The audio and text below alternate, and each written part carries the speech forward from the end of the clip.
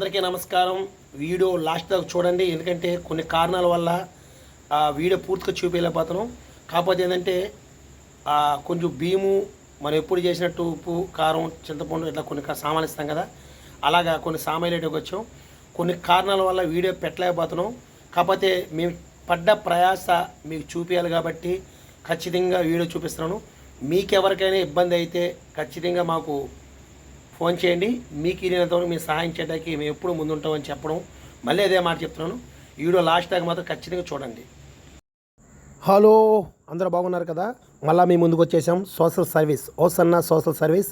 మళ్ళీ మనం బియ్యము, నూనె, ఉప్పు, పప్పు, చింతపండు, గుడ్డులు, ఒక కుటుంబానికి ఏం కావాలో మొత్తం తీసుకొచ్చాం.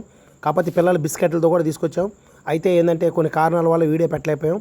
కాకపోతే మనతో వచ్చిన శరత కావచ్చు, సిస్టర్ గారిని చూపించాలి కాబట్టి నేను వీడియో పెడుతున్నాను. ఎందుకంటే చాలా ప్రయాసపడి వచ్చాం, చాలా దూరం.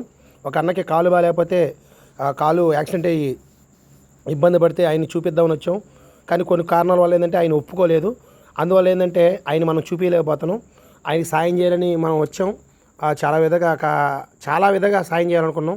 కాకపోతే ఏం ఎందుకు చూపిస్తున్నానంటే, మనం ఎంత ప్రయాసపడి ఈ కాయగూరలు కొంటాం, టమాటాలు కావచ్చు, ఉల్లిపాయలు కావచ్చు, ఇవన్నీ కూడా ఎందుకు చూపిస్తున్నానంటే, మన సోషల్ సర్వీస్ భాగంలో పడ్డ ప్రయాస ఎవరు వ్యర్థం కాకూడదు కాబట్టి మనం ఎప్పుడు ఒక్కరే చేస్తున్నాం. అలాగే ఈ సిస్టర్ గారు కూడా వచ్చి మనకు కొద్దిగా సాయం చేశారు. అలాగే శరతను కూడా చూపించారు కదా, ఆయన కూడా ముందుకు రావడం జరిగింది. ఎందుకంటే మనం చేసే సోషల్ సర్వీస్లో ఇంకా అనేకులు ఇలా మీరు కూడా ముందుకు వచ్చి నాకు హెల్ప్ చేయాలని ఆలోచన. ఎందుకంటే నా సొంత డబ్బులతో ఖర్చు పెట్టి చేస్తున్నా కానీ కొంతమంది వచ్చి వాళ్ళ సొంత డబ్బులు కూడా ఖర్చు, ఈ సిస్టర్ గారు కూడా కొంచెం సొంత డబ్బులు ఖర్చు పెట్టింది.